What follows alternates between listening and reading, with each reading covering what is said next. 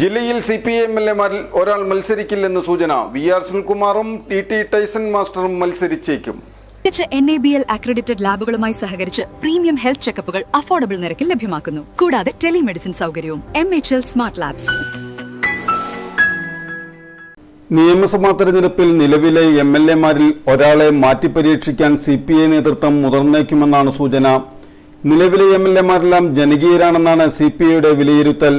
എന്നാൽ കഴിഞ്ഞ തെരഞ്ഞെടുപ്പിൽ ശക്തമായ ത്രികോണ മത്സരം നടന്ന തൃശൂർ നിയോജക മണ്ഡലത്തിൽ ബാലചന്ദ്രനെ മാറ്റി മുൻ കൃഷി വകുപ്പ് മന്ത്രി VS സുനിൽകുമാറിനെ മത്സരിപ്പിച്ചാലോ എന്ന ചിന്തയും പാർട്ടിക്കുണ്ടെന്നാണ് വിവരം.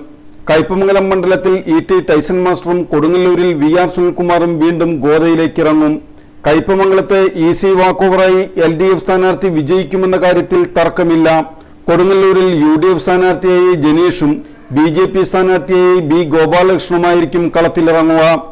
മാള സ്വദേശിയാണ് ജനീഷ് എന്നതും ശ്രദ്ധേയമാണ്. BJP കടുത്ത മത്സരം തന്നെ മണ്ഡലത്തിൽ കാഴ്ചവെച്ചേക്കും. കൊടുങ്ങല്ലൂർ ഇത്തവണ ത്രികോണ മത്സരത്തിനാകും വേദിയാവുക.